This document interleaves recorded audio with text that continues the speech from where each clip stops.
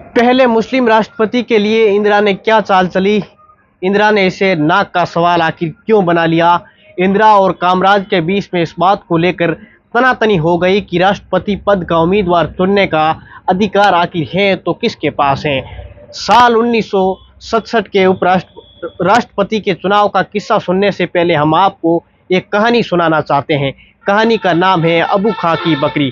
नमस्कार, मेरा नाम सफ़ी खान है और आपने देखना शुरू कर दिया है एसकेजे टीवी। अगर आप इस वीडियो को पहली बार देख रहे हैं तो प्लीज़ एक बार इस वीडियो को लाइक करें। आप हमारे चैनल को सब्सक्राइब करना कतई ना भूलें। आप एक बार इस पेज को फॉलो भी ज़रूर करें। एक समय अल्मोड़ा एक मियाँ रहा करते थे। उनके पास में एक बकरी हुआ करती थी, चांदनी। वो उसे बड़े प्यार से रखते थे। चांदनी को आज़ादी पसंद थी। एक दिन वो अबू खां के सुनहरे पिंजरे से भाग जाती है और पहाड़ पर चढ़ जाती है। वाकया ये होता है कि पूरे दिन की थमा चौकड़ी के बाद में शाम ढली तो उसे ख्याल आया कि घर लौट चले, लेकिन फिर उसे ये खोटा याद आ गया कि जंगल में ही कहीं टिकटिकी रात बिताई जाए। फिर क्या हुआ, भेड़िया आ जाता है। इधर अबू खां की बकरी तराही के बने अपने घर से लगातार सीटी की बिगुल बजा रहे। उन्हें पता था कि चोटी पर जल्दी ही चांदनी भेड़िए के हमले का शिकार हो जाएगी, लेकिन बात ये उनके हाथों से निकल चुकी थी। अब क्या था, आधी रात के करीब भेड़िए ने चांदनी पर हमला बोल दिया। हमला ये बोला कि चांदनी पूरी रात भेड़िए से लड़ती रही। आपको पता होगा कि पांव फटकते वक्त में चांदनी ने पूरी ताकत के साथ में भेड़िए के आखिरी वार तक वहीं से निडाल की और मुकाबला किया।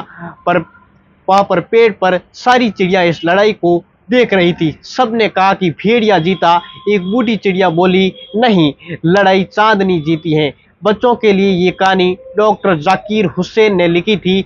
आप सोच रहे होंगे कि इस कहानी को आपको सुनाने का मतलब क्या है। दरअसल बात साल 1967 का राष्ट्रपति चुनाव का चांदनी और भेड़िए की लड़ाई जैसे ही था।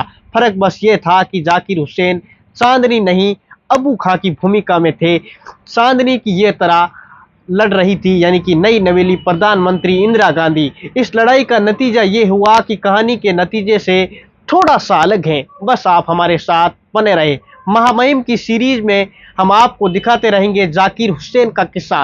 राष्ट्रपति पद के उम्मीदवार बनने का 1967 का ये लोकसभा चुनाव, यानी कि आज़ादी के बाद कांग्रेस के लिए सबसे बड़ा झटका था।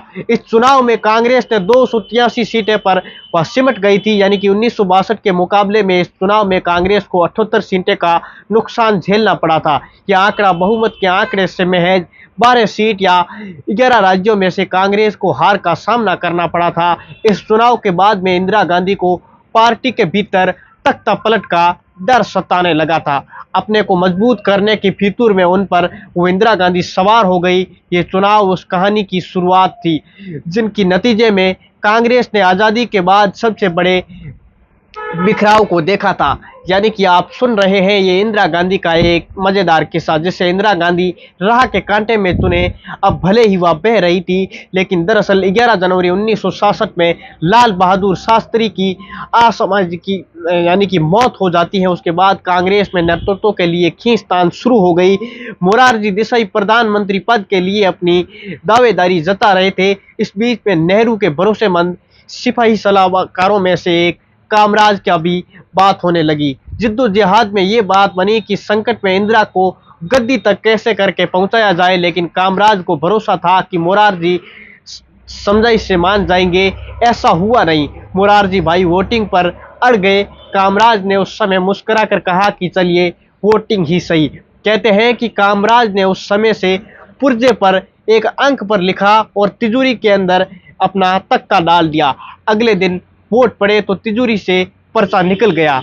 उस पर लिखा हुआ था कि 353। यह आंकड़ा इंदिरा गांधी को मिले कुल वोट में से महज 2 में कम था। मोरारजी महज 159 वोट हासिल करने में कामयाब हो पाए। इस चुनाव के बाद में इंदिरा गांधी भले ही सत्ता में पहुंच गई, लेकिन ये राह दरअसल कामराज ने जीत ली थी। प्रधानमंत्री बनने के बाद साथ ही इंदिरा गांधी को यह समझ में आ गया था कि अगर वो कांग्रेस की सिंडिकेट की पहेड़ पर बाहर निकली है तो महज जिसकी कंठपुतली बनकर रह जाएगी। लेकिन धीरे धीरे उन्होंने अपना प्रभाव अपना क्षेत्र में बढ़ाना शुरू किया। इंदिरा गांधी के प्रधानमंत्री के 1 साल बाद से ही देश का तीसरा राष्ट्रपति यानी कि चुना जाना था।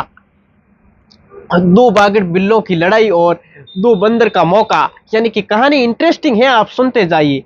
कामराज जिन्हें कभी नेहरू कांग्रेस को मजबूत बनाने के लिए मद्रास लाए थे, अब वह चुनाव के बाद में इंदिरा के खिलाफ हो गए। यानी कि 1964 में संगठन की सफाई के नाम पर बने कामराज का प्लान एक जरिए आप नेहरू और इंदिरा गांधी के संभावित प्रतिद्वंदियों के किनारे लगा दिया गया था। इस समय नेहरू की उंगली पकड़कर कामराज कांग्रेस के राष्ट्रीय अध्यक्ष बन गए थे। नेहरू की मदद से मिला कांग्रेस अध्यक्ष का पद। ये भी कामराज के लिए ये मोर्चा बना जहां की वह इंदिरा को टक्कर दे सके। कौन है कामराज? यानी कि राष्ट्रपति चुनाव में कामराज चाहते थे कि राष्ट्रपति राधा कृष्ण और उपराष्ट्रपति जाकिर हुसैन को दूसरा कार्यकाल दिया जाए।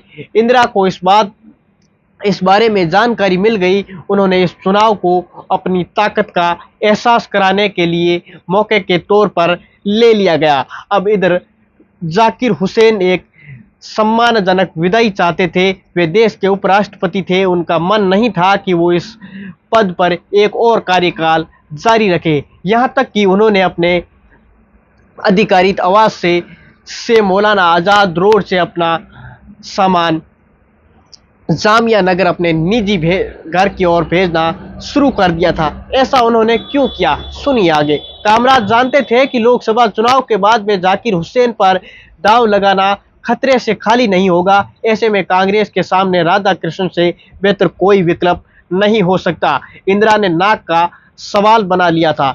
इंदिरा और कामराज के बीच में इस बात को लेकर तनातनी हो गई कि राष्ट्रपति पद के उम्मीदवार चुनने का अधिकार आखिर है तो किसके पास में है। बतौर प्रधानमंत्री इंदिरा गांधी पर अपना दाव वो जता रही थी और कामराज का ये कहना था कि पार्टी अध्यक्ष होने की वजह से ये उनका हक था। अब वो पार्टी अध्यक्ष और इंदिरा ने अपने मामले को सुलझाने के लिए 8 अप्रैल 1967 को सर्वदलीय बैठक बुलाई। वो जाकिर हुसैन के नाम पर सहमति चाहती थी। विपक्ष को कामराज और इंदिरा गांधी के बीच में पैदा हो रखी खाई के बारे में जानकारी थी। विपक्ष नेता ये कहकर मीटिंग से रुखसत हुए कि सत्ताधारी पार्टी के अध्यक्ष की गैर मौजूदगी में इस मीटिंग का कोई मतलब नहीं रह जाता। अंत में ये मीटिंग एक दिन के लिए मुलतवी कर दी गई। अब क्या था कामराज का अगला कदम? विपक्ष ने कांग्रेस में मची भगदड़ के बीच में बंदर और मौके की तरह ये देखा कि अगले दिन मीटिंग में जाने की बजाय सुप्रीम कोर्ट के नवे चीफ जस्टिस के सुब्बा राव को अपना उम्मीदवार घोषित कर दिया।